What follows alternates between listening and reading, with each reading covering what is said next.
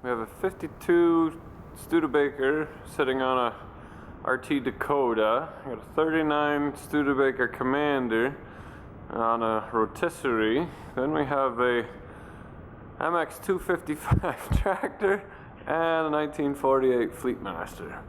One of these isn't like the others.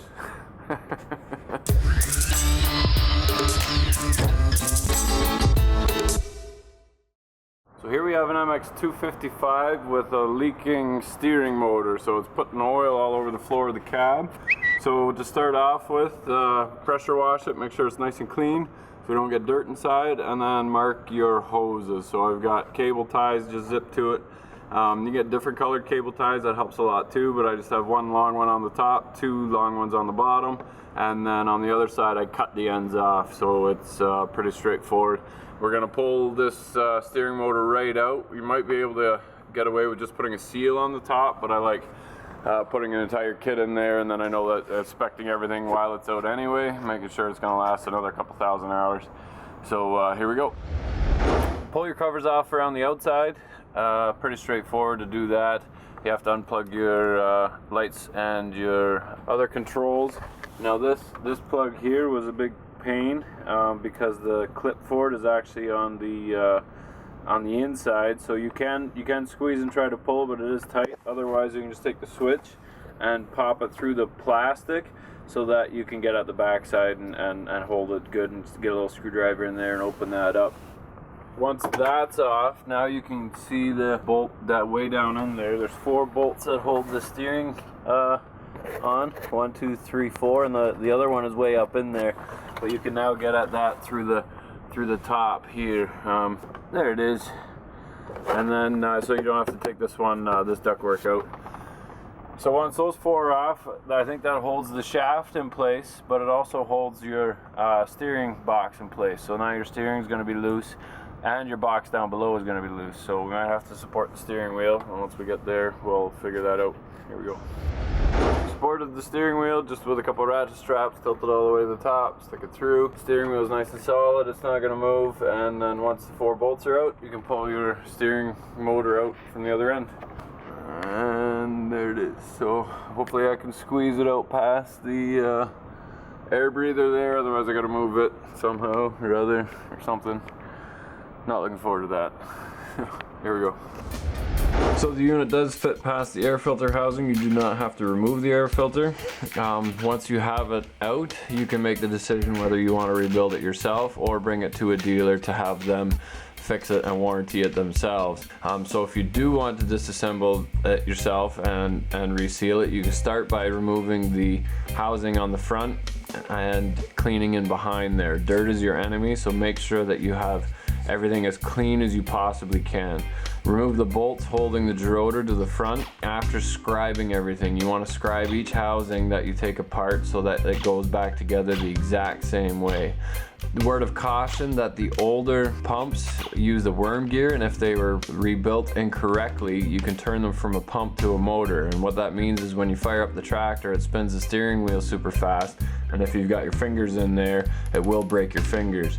The newer ones are more or less just a hydraulic valve that's moving oil from one side to the other with a pressure relief to allow oil to escape when you bottom out your steering. Remove the pump housing and the valve itself, and take a good look at the mating surfaces for the seals to make sure that that is not wore in any way or has a groove on it, because replacing the seals will not fix that. Once you get that far, you can tip the housing over and remove the pressure relief for the left and the right side, and the ball and the rod from the top left, keeping special note which one comes out from where. Take a good look at your bearings to make sure that they're in good shape, that they're clean, that they're not burred, and that the mating surfaces are not damaged in any way. Install the seals on the valve body rather than putting them in the housing, as this is a lot easier reassembly and leaves zero chance for cutting the seals as you pop it back in again. Lube up the valve with hydraulic oil and slide it back in, making sure that you do not kink it or burr it in any way, as this will cause a leak or problems further down the road. Replace your ball and your rod in your top left and your left and your right pressure reliefs for your steering. Replace the O-rings and the housing, pretty straightforward, and tighten the bolts as evenly as you can, going in a star pattern. As you're tightening it down, make sure you rotate the valve body from the other side, making sure that it turns freely left and right and that nothing is binding. And basically that's all there is to this one. So to reinstall it, I just put a socket to underneath the steering column there just to lift up on it, and that allows me to put the steering motor through, and then I put a block underneath it as well just to hold it up so it's in there. And now I can very carefully drop that steering shaft down on the 4 bolts to put the nuts on, and then also line up the splines at the same time. So that's going to be tricky, but shouldn't be a problem. So I got everything kind of hooked back up again, enough to make it run. Couple things you want to remember. Now, I don't think with this steering box it's an issue. The older ones had a worm gear in there with a ball, the ball bearing that went back and forth. And if you mixed it up, if you put something in backwards, it actually turns from a pump to a motor. And if you fire it up and you just touch the steering wheel, it can start spinning like crazy, and guys break their fingers and stuff doing that. So if you're ever working on a steering situation, you can try and crank it over, shut the fuel off, crank it, see if anything happens.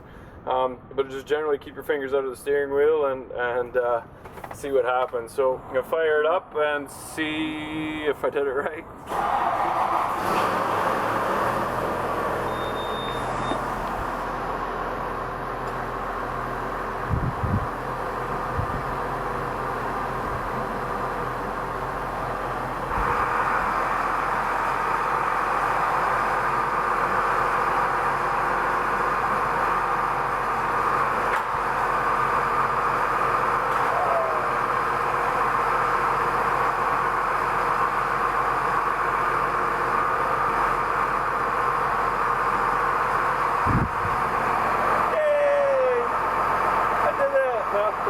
Let's see if it leaks.